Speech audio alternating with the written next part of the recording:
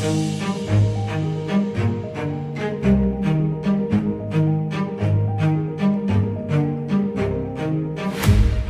say a mother's love is supposed to be forever. I believed that. For 68 years, I lived by that rule. I woke up by it. I went to sleep by it. I poured my youth, my money, and my dreams into a little girl with curly hair and a gap-toothed smile. I thought love was a contract that couldn't be broken. I was wrong. My name is Eleanor, and for 3 years, my only daughter, Elaine, told everyone I was dead, not sick, not distant, not in a nursing home waiting for a phone call that never comes. Dead, as in gone from this earth, as in no longer breathing, as in erased from the story of her life like a pencil mark she decided she didn't like anymore. I found out on a Tuesday morning. It was the kind of day that tricks you into feeling safe. The sun was warm, but not hot. The birds were singing outside my kitchen window. I was sitting in my favorite armchair, the old green one with the worn armrests, the one by the window that catches the morning sun.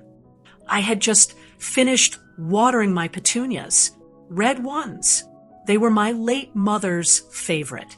Every time I watered them, I pretended she was standing next to me, humming that old hymn she loved so much.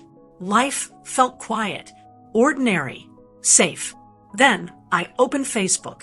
I'm not a woman who spends all day on the internet, but my neighbor Carol had told me that the church picnic photos were posted online. I wanted to see if anyone had remembered to take a picture of my potato salad. Silly, I know, but at my age, you take joy in the small things. I clicked the little blue icon. I typed my password slowly, the way I always do, and there it was, a post from a woman I had never met, Elaine's mother-in-law, Patricia, the woman who looked at me like I was something stuck to the bottom of her expensive shoe. The photo showed a single white candle burning in the dark, a sad emoji, a long, dramatic paragraph full of words like heartbroken and praying and gone too soon. I started reading. My eyes moved across the screen slowly, the way they do when you're not expecting anything important. Rest in peace to Elaine's father. Gone too soon. He was such a wonderful man, a pillar of the community. We are praying for the family during this difficult time. He will be so missed. I read it once, then again. I thought maybe my eyes were playing tricks on me. Sometimes, when you get older, the words blur together. Maybe I read it wrong. Maybe it said mother. Maybe it said friend. I read it a third time. Elaine's father. I am Eleanor. I am not a father. I have never been a father.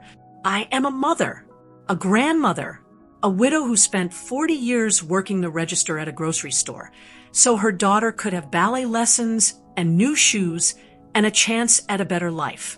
And I am certainly not dead. My hands started to shake, not the gentle tremor of old age, not the kind you get when you forget where you put your reading glasses. No, honey, this was different. This was a cold, sharp, violent shake that started in my fingertips and traveled up my arms and settled right in the center of my chest. It was anger, the kind of anger I hadn't felt since I was a young woman fighting for my first raise at the textile factory, the kind of anger that makes you see red and white at the same time. I set my teacup down on the saucer. It rattled. I didn't care. My daughter, my only child, the baby I held in my arms for 12 hours during a thunderstorm, the little girl who used to crawl into my bed after a nightmare and whisper, "I love you, Mommy," had erased me. To impress a wealthy family, to fit into their world of country clubs and fancy cars and judgmental glances, she had looked at her own mother and decided I was an embarrassment, not worth mentioning, not worth lying about, just erased. She told them I was gone, and they believed her. Because why wouldn't they? Why would anyone lie about something so cruel? I sat there in my green armchair, for a long time. The sun moved across the floor. My tea grew cold. The birds kept singing outside, completely unaware that my world had just cracked right down the middle. And then something strange happened. The shaking stopped. The anger didn't go away, but it changed. It got quiet. It got hard. It turned into something cold and sharp and very, very patient. I stood up. I walked to the window. I looked out at my petunias, red and bright against the green leaves. And I made a decision. If they wanted me dead, I would give them a different kind of death. Not the death of my body, but the death of their comfort, their security, their smug, arrogant belief that they could use me and throw me away like a broken appliance. I just didn't know it yet. That plan would take time. It would take patience. It would take every ounce of strength I had left. But I had time. I had patience. And I had a secret that would bring their whole world crashing down. This is the story of how I sold my daughter's house out from under her, not for revenge, for peace. But to understand that peace, you first have to understand the wound. To understand how a mother ends up selling her daughter's home, you have to go back, way back, to the beginning. My name is Eleanor Margaret Vance. I was born in a small town in Ohio, the kind of town where everyone knew everyone. And the biggest excitement was the county fair in September. My father was a mechanic. My mother was a homemaker. We didn't have much money, but we had enough. Enough food, enough love, enough laughter. I met Elaine's father, Robert, when I was 19. He was tall and quiet and had a smile that made my knees weak. We married young. Too young, probably. But when you're in love, you don't think about probably. You just jump. Elaine was born on a rainy night in March. I remember the sound of the rain hitting the hospital window. I remember the way the nurse placed her in my arms, all wrinkled and pink and screaming. I remember thinking, this is it. This is the most important thing I will ever do. For 6 years, we were a family, a messy, imperfect, beautiful family. Robert worked construction. I stayed home with Elaine. We didn't have a lot, but we had each other. We had bedtime stories and Sunday pancakes and walks to the park. Then Robert left. I came home from the grocery store one afternoon, and his closet was empty. His toothbrush was gone. There was a note on the kitchen table, held down by a coffee mug. I can't do this anymore. I'm sorry. That was it. No explanation. No fight. No chance to fix whatever was broken. Just, I'm sorry, and a closed door. Elaine was 6 years old. She didn't understand why Daddy wasn't coming home. She cried for weeks. She would wake up in the middle of the night calling for him, and I would hold her and rock her and pretend I wasn't crying too. I didn't date after that. I didn't have the energy, and I didn't have the time. I had a daughter to raise and bills to pay. So I did what millions of women have done before me. I rolled up my sleeves and I worked. I got a job at the local grocery store. Cashier. Minimum wage. Standing on my feet for 8 hours a day. Sometimes 10. My back ached. My feet swelled. But every time I looked at Elaine's face, every time she smiled at me, it was worth it. I worked double shifts whenever I could. I skipped lunch, sometimes to save money. I wore the same coat for 7 winters because a new one would mean one less present under the tree for Elaine. I didn't take vacations. I didn't buy new furniture. I didn't go out with friends. Every dollar, every prayer, every hope went into that girl. And she was a good girl. Smart, funny, ambitious. She got good grades. She made the honor roll. She dreamed of going to college and getting a real job and never having to worry about money the way I did. I was so proud of her. So proud. When she met Bradley, I wanted to be happy for her. I really did. Bradley was handsome. I'll give him that. Tall, clean-shaven, nice smile. He wore expensive clothes and drove a shiny car. He said all the right things. He opened doors for Elaine. He brought her flowers. He looked at her like she was the most precious thing in the world. But there was something about him that made me uneasy, a tightness around his eyes when he talked about money, a way of looking at people who worked with their hands like they were a different species. And then I met his mother, Patricia. The first time I met her, I dressed carefully. I wore my best dress, navy blue, with little white flowers. I wore the pearl earrings my mother gave me on my wedding day. I wanted to make a good impression. I wanted Bradley's family to see that even though I didn't have much, I had dignity. Patricia opened the door of their large house. She looked me up and down. Slowly, like she was examining a piece of furniture she wasn't sure she wanted to keep. "Eleanor," she said, "not hello, not nice to meet you. Just my name, flat and cold." She didn't invite me in.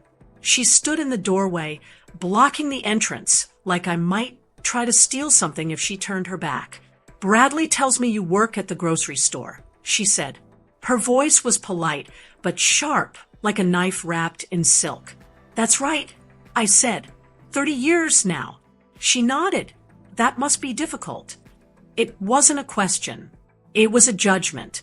She asked if I worked in retail. I said yes. She didn't offer me a seat. She didn't offer me a glass of water.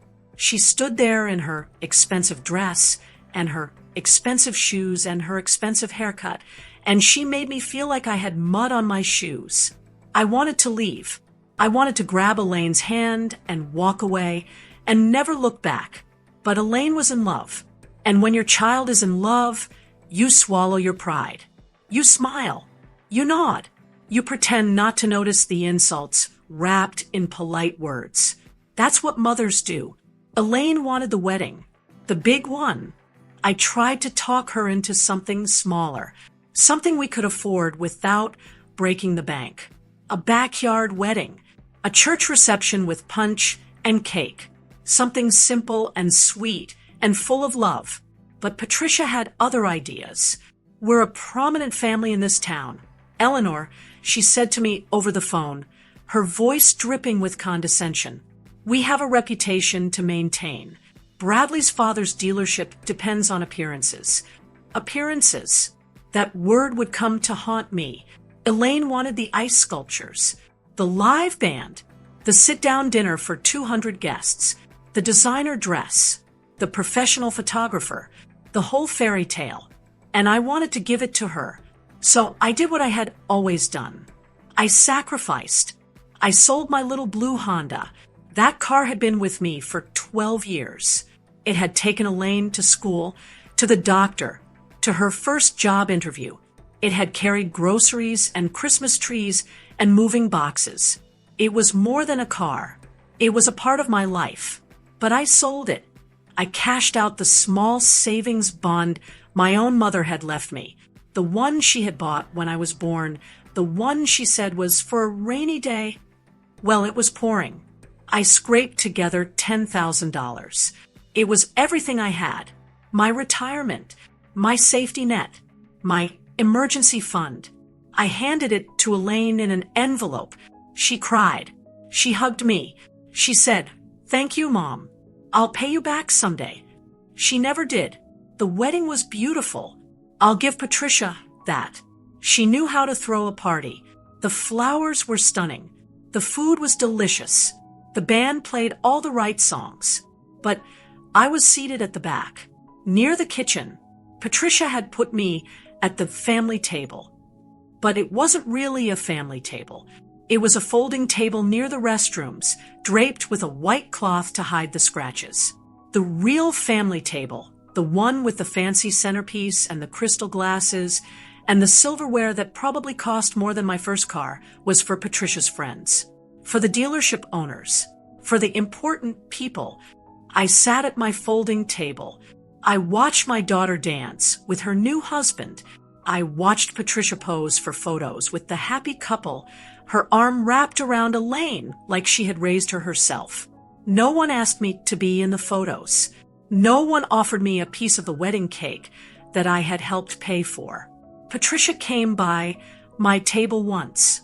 She patted my hand like I was a stray cat. "Just so you're comfortable, Eleanor," she said. Her smile didn't reach her eyes. I smiled back. "I'm fine, Patricia. Thank you." I swallowed my pride. I ate the cold food. I sat in the back. I stayed quiet because that's what mothers do. We eat the cold food. We sit in the back. We stay quiet so our children can shine. I drove home that night in a car I no longer owned.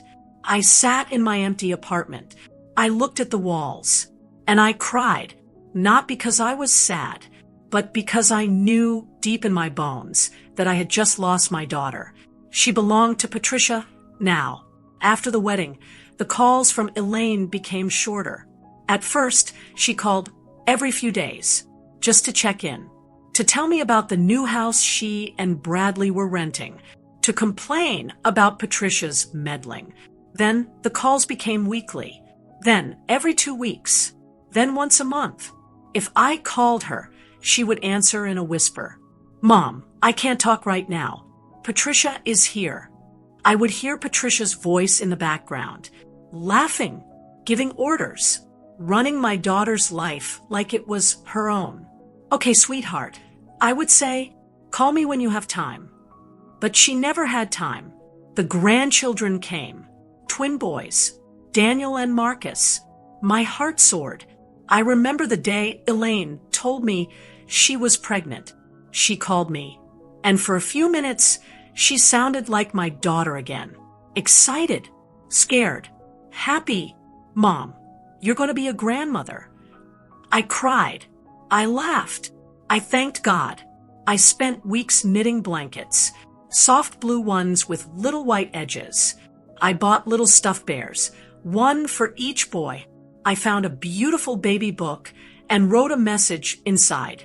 "To my grandsons, you are so loved. Love, Grandma Eleanor."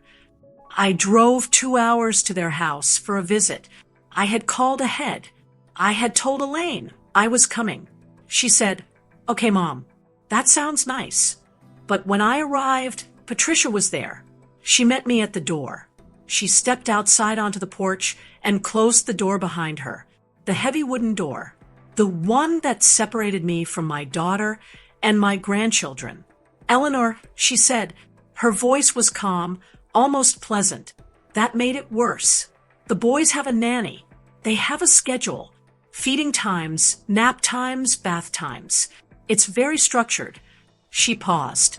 She looked me up and down again, the way she had at that first meeting.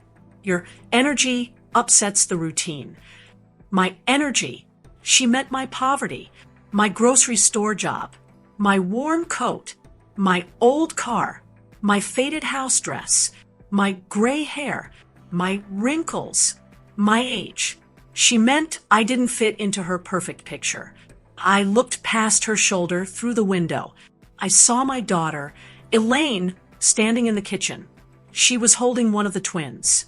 She was wearing an expensive sweater. Her hair was perfect. Her makeup was perfect. She saw me. Our eyes met. For a moment, I thought she would come to the door. I thought she would push past Patricia and throw her arms around me and say, "Mom, I've missed you." But she didn't. She looked down at her expensive shoes. And she walked away. She walked away. I stood on that porch for a full minute. Patricia watched me with a small, satisfied smile. The door was still closed. The window was still there. But my daughter had turned her back. I didn't cry. Not then. I just nodded. "Okay, Patricia," I said. "I'll go." I walked back to my car. My hands were shaking again. But I didn't cry.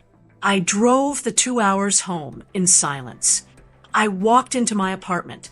I sat in my green armchair. And then I cried. I cried for the grandchildren I might never hold. I cried for the daughter I had lost. I cried for the years I had given, the sacrifices I had made, the love I had poured out like water. And I cried because I knew, with a certainty that settled into my bones like cold rain, that nothing would ever be the same. That was the last time I saw my daughter in person. That was 3 years ago. 3 years. That's 1,095 days. 26,280 hours. 1,576,800 minutes. I counted, not because I wanted to torture myself, but because every day I woke up hoping, and every night I went to sleep disappointed. I sent birthday cards every year for Elaine, for Bradley, for the twins. I wrote little notes inside, thinking of you, missing you. I love you. I never got a reply. I sent Christmas presents, hand-knitted scarves, books I thought the boys would like, a framed photo of me and Elaine when she was little, just in case she had forgotten. The presents came back, unopened, returned to sender. Patricia had written on one of the boxes in bold black marker, "No longer at this address. Do not contact again." But I knew they were still there. I drove by once just to see. The house was the same. The car was the same. The curtains were the same. They just didn't want me. I stopped sending presents after that. It hurt too much. Every returned box was like a small death. A little piece of my heart mailed back to me in cardboard. I lived in a tiny rental apartment. 1 bedroom, 1 bathroom, a kitchen so small I could touch both walls if I stretched out my arms. The carpet was thin and stained. The windows rattled when the wind blew. The landlord was a nice man, but he didn't have much money for repairs. I watched my savings dwindle. The $10,000 I had given Elaine for the wedding was gone. The money from the Honda was gone. I had my Social Security, a small pension from the grocery store, enough for rent and food, and not much else. I ate a lot of soup, tomato, chicken noodle, vegetable. Sometimes I splurged on a can of chili. That was a treat. I ate toast for breakfast, toast for lunch when I was feeling lazy, soup for dinner. I lost weight, not the healthy kind, the kind that comes from not having enough, but I never complained. Not to Carol, my neighbor, not to the ladies at church, not to anyone, because what was there to say? My daughter is ashamed of me. My son-in-law's mother thinks I'm garbage. I gave everything I had, and now I have nothing. No, I kept my mouth shut. I kept my dignity. I kept my pain locked up tight in a little box inside my chest. And I waited. I didn't know what I was waiting for. A phone call, a miracle, an apology that would never come, but I waited.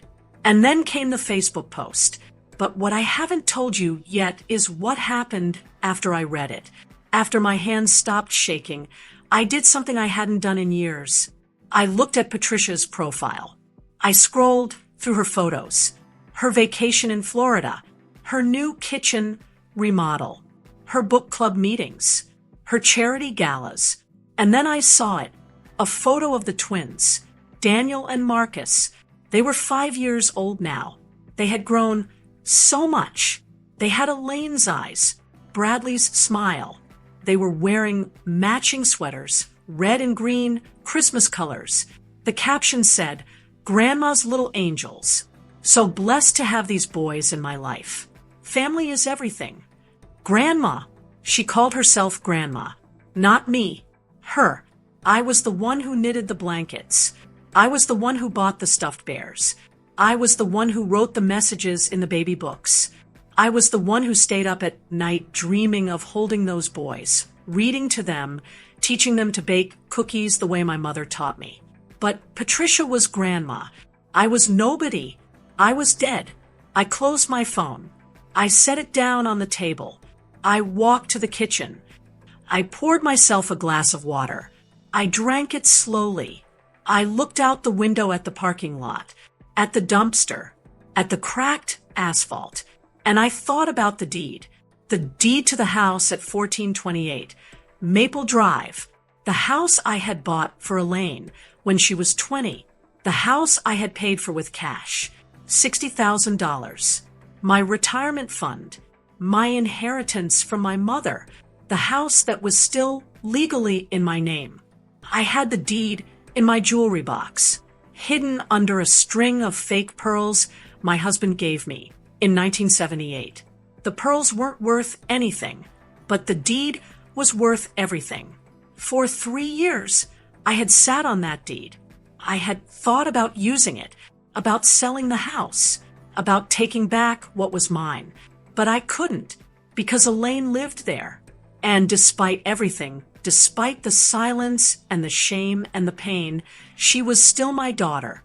You don't take a roof from your own child, even when that child has taken everything from you. But this was different. This wasn't just silence. This wasn't just shame. This was a lie. A public, cruel, humiliating lie. They had told the world I was dead. They had erased me. And Patricia had stood on her soapbox and pretended to mourn a man who never existed, all while living in my house, spending my money, raising my grandchildren. Something snapped inside me. Not the loud, dramatic snap of a breaking bone, but the quiet, final snap of a thread that had been stretched too thin for too long. I walked to my bedroom. I opened my jewelry box. I moved aside the fake pearls, and I pulled out the deed. The paper was yellowed. The ink was faded, but the words were still clear. Eleanor Margaret Vance. My name. My house. My power. I sat down on the edge of my bed. I held the deed in my hands. I looked at my reflection in the mirror across the room. My hair is gray now, not the pretty silver gray you see in magazines. The dull, tired gray of a woman who has worked too hard and slept too little.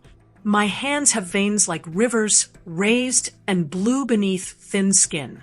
My knuckles are swollen from arthritis. My wedding ring doesn't fit anymore, but my eyes were still sharp. They were the eyes of a woman who had been pushed too far. A woman who had nothing left to lose. A woman who was done being invisible. I picked up my phone. I scrolled through my contacts. I found the number I hadn't called in years. Mr. Henderson, my realtor, the man who had helped me buy the house in the first place. The man who had told me, Eleanor, this is a good investment. You're smart to put your money in real estate. I hadn't listened then. I had bought the house for Elaine, not for profit, for love. But love had a price, and I had paid it. Now it was time for someone else to pay. I pressed call. The phone rang once, twice, 3 times. Hello, a sleepy voice. It was late. I hadn't noticed the time. Mr. Henderson, it's Eleanor Vance. A pause. Eleanor, good heavens, I haven't heard from you in years. How are you? I'm dead apparently, I said. My voice was calm. Too calm. But that's not why I'm calling. Another pause. Longer this time. I want to sell the house on Maple Drive, I said. The one in Elaine's name. Well, not in her name. In mine. Mr. Henderson was quiet for a moment. Then he said, Eleanor, are you sure? That's your daughter's home. My daughter told everyone I was dead. I said, she's been living in my house for 3 years without paying a dime. I think it's time for a change. Mr. Henderson sighed. He had known me for a long time. He had watched me sacrifice for Elaine. He had warned me not to buy that house. He had seen the whole thing unfold. I'll list it tomorrow, he said. No, wait. I'll list it tonight. As is. No inspections. No contingencies. Cash only. Thank you, Mr. Henderson. Eleanor, he said, his voice soft. Are you okay? I looked at the deed in my hands. I looked at my reflection in the mirror. I will be, I said. I will be. I hung up the phone. And then I did something I hadn't done in 3 years. I smiled. The next 60 days were the quietest of my life. I didn't post on Facebook. I didn't send a letter. I didn't tell Carol or the ladies at church or anyone. I just waited. Every morning, I woke up. I made my tea. I watered my petunias. I sat in my green armchair by the window, and I waited. Mr. Henderson called me 11 days after I listed the house. "Eleanor, I have a buyer," he said. His voice was excited. "A young developer. He wants to flip the house. He's offering $85,000. $85,000. $25,000 more than I had paid. That's wonderful," I said. My voice caught in my throat. I hadn't expected to feel anything, but I felt something. Relief. Vindication. A strange, bittersweet joy. "He wants to close as soon as possible," Mr. Henderson said. I told him we could do it in 30 days. "Make it 45, I said. "I need time." "Time for what?" I didn't answer, because I didn't know yet. I just knew I needed to sit with this decision, to make sure I wasn't acting out of anger, to make sure I could live with myself afterward. 45 days. I spent them thinking. I thought about Elaine as a little girl, the way she would climb into my lap and bury her face in my neck, the way she would say, "Mommy, I love you more than all the stars." I thought about the first time she rode a bike, how she fell and scraped her knee and looked at me with tears in her eyes, how I kissed the scrape and told her she was brave. I thought about her high school graduation, the way she looked in her cap and gown, the way she hugged me and said, "We did it, Mom. We did it." I thought about all of it, the good, the bad, the beautiful, the painful, and I thought about the lie. Rest in peace to Elaine's father. Not mother. Father. She had erased my gender, my existence, my love. She had turned me into a man she barely remembered, a ghost she could mourn without guilt. That was the part one couldn't forgive. The silence I could forgive. The shame I could forgive. Even the cruelty, maybe I could forgive. But the erasure, the decision to pretend I had never existed at all, no, that I could not forgive. On the 45th day, I called Mr. Henderson. "Set the closing for Monday," I said. "You're sure?"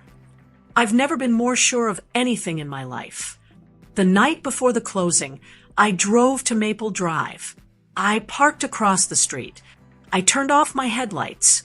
I sat in the darkness and watched. The house looked the same. The white shutters, the red door, the oak tree in the front yard where Elaine used to play. But there were new curtains in the windows. Expensive ones. Velvet, maybe. Deep burgundy. Patricia's taste. The lights were on inside. I could see silhouettes moving behind the curtains. Patricia's tall, thin figure. Bradley's broad shoulders. The small shapes of the twins running back and forth. And Elaine. I couldn't see her, but I knew she was there, sitting on her expensive couch, drinking her expensive wine, living her expensive life. In my house. I sat there for a long time. The night was cold. My old car's heater didn't work well. I pulled my coat tighter around my shoulders. I watched my breath fog up the windshield, and I thought about the letter. I had written it that afternoon. I had sat at my kitchen table with a pen and a piece of paper, not a computer, not a printer, a pen, paper, my own hand. I wanted them to know that the words came from me, from my heart, from my pain. Dear Elaine, Patricia, and Bradley, I hope you enjoy your final month in my house. Since I am dead, I won't be needing it, but I thought you should know that Father Patricia mourned on Facebook never existed. The only parent Elaine ever had was me, a cashier, a woman you were ashamed of. Class isn't about money. It's about how you treat people who can do nothing for you. You treated me like I was nothing. So now, I am giving you nothing. Good luck finding a rental with an eviction on your record. Warmly, Eleanor Vance, alive And well, P.S. I took the china. It was my grandmother's. The china, my grandmother's china, the set with the little blue flowers, the set I had given Elaine when she got married, the set I had seen in the background of Patricia's Instagram photos, displayed in a glass cabinet like a trophy. I had taken it back the week before. I had used my old key, the one I never returned, to sneak into the house while they were at church. I had wrapped each piece in newspaper and placed them gently in a cardboard box. They didn't even notice it was gone. That's how little they valued the things that mattered. I folded the letter carefully. I sealed it in an envelope. I wrote, "Read this last," on the front. Then I started the car. I drove home. I slept better than I had in 3 years. Monday morning, I woke up at dawn. I showered. I dressed in my best clothes. The navy blue dress with the little white flowers. The pearl earrings. The shoes that didn't hurt my feet. I looked at myself in the mirror. I looked old. I looked tired. But I also looked ready. I drove to the title company. Mr. Henderson was waiting for me. He shook my hand. He looked at me with something like respect. "You're doing the right thing, Eleanor," he said. "I know," I said. I signed the papers, page after page. My hand cramped, but I didn't stop. At 10 a.m., I signed the last page. The money, $85,000, was wired into my account. At 10:15 a.m., the new owner served the eviction notice. I wasn't there. I didn't need to be. But Carol called me an hour later. Her voice was shaking with excitement. "Eleanor, you won't believe what happened," she said. "Tell me." Patricia screamed so loud, the dogs 2 blocks away started barking. She came running out of the house in her bathrobe. Her hair was a mess. She was waving the eviction notice like a flag. "What did she say?" She said, "What do you mean evicted? We own this house." I closed my eyes. I listened to Carol's voice. I imagined the scene. The sheriff's deputy was very calm. Carol continued. He said, "Ma'am, the property was sold by the legal owner, Eleanor Vance, this morning. You have 30 days to vacate." I heard Carol take a breath. "Eleanor, you should have seen Patricia's face. It went white, then red, then purple. I thought she was going to have a heart attack." "And Elaine?" I asked. My voice was quiet. She was standing in the doorway. She wasn't screaming. She wasn't crying. She was just standing there, staring at nothing, like she had seen a ghost. I smiled. A real smile. The kind that reaches your eyes. "Thank you, Carol," I said. "Thank you for telling me." "Eleanor," Carol said, "you're a legend." "No," I said, "I'm just a mother who finally decided to stop being a doormat." I hung up the phone. I walked to my kitchen. I made myself a cup of tea. I sat in my green armchair, and I let myself feel. Not anger, not revenge, not triumph. Peace. Just peace. That was 6 months ago. I didn't go to the auction of their furniture. I didn't drive by to watch them load their Mercedes with garbage bags. I didn't lurk on Facebook to read their angry posts. That is not peace. That is just more pain dressed up as victory. Instead, I took the $85,000 and I bought a little cottage by a lake. It's small, 2 bedrooms, 1 bathroom, a kitchen with yellow cabinets and a window over the sink, a living room with a fireplace that actually works. But the best part is the porch. It wraps around the whole house, and on that porch there is a swing, a wooden swing, white paint, a little chipped, cushions the color of lavender, room for 2, but I sit there alone. Every evening, I pour a glass of iced tea. I walk out to the porch swing. I sit down. I watch the sun set over the lake. The water turns gold, then pink, then purple. The birds sing their goodnight songs. The frogs start their evening chorus. And I think about my life.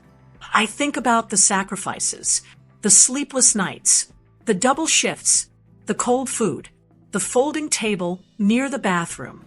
I think about the pain, the silence, the returned birthday cards, the closed door.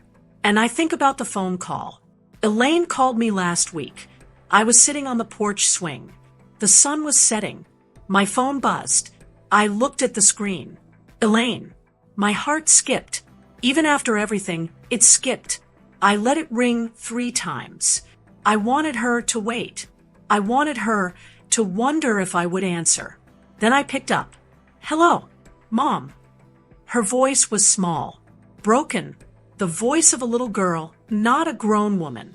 Mom, I'm so sorry. I didn't say anything. I let her talk. Patricia made me do it. She said, tears in her voice, sobs. She said you were low class. She said the boys shouldn't know you. She said you would embarrass us at the country club. I didn't know what to do. I was scared. I was weak. I listened. I let her cry. I'm so sorry, Mom. Please, please forgive me. I took a breath. The air smelled like lake water and pine trees and freedom. Elaine, I said, I love you. You are my daughter. And because I love you, I will always forgive you. She gasped. I could hear the hope in her breath. She thought I was going to take her back. She thought I was going to open my arms and my home and my heart. But I continued. My voice as soft as cotton. Forgiveness does not mean access. Silence. You told people I was dead. I said, you wished me away. You erased me from your life and your children's lives. And so, I am granting your wish. Mom, no. You do not have a mother anymore, Elaine. You have a ghost. And ghosts do not babysit. Ghosts do not lend money. Ghosts do not answer the phone. Please. Goodbye, Elaine. I hung up. I set the phone down on the porch railing. I picked up my iced tea. I took a long, slow drink. And then I watched the sun finish its descent below the lake. The sky turned dark. The stars came out, one by one, tiny pinpricks of light in the vast darkness. Some people think revenge is about anger, about making the other person hurt as much as you hurt. But at my age, I know better. Revenge is about peace. It is about looking in the mirror and knowing that you are not a doormat. You are not a secret to be hidden. You are not a ghost to be mourned. You are a woman, a mother, a grandmother, a human being with dignity and worth and the right to be seen. And sometimes the most powerful thing a woman can do is simply take back her keys. I have my keys now. The keys to my little cottage by the lake. The keys to my peace. The keys to my future. Elaine made her choice. She chose Patricia. She chose the country club. She chose the expensive life over the loving one. And I made mine. I chose me. For the first time in 68 years, I chose me. I still water my petunias every morning. Red ones. My mother's favorite. I still drink my tea in my green armchair. I still talk to Carol on the phone every Sunday. But now, I also sit on my porch swing. I watch the sunset. I breathe the lake air. And I smile because I am not dead. I am alive. And I am free.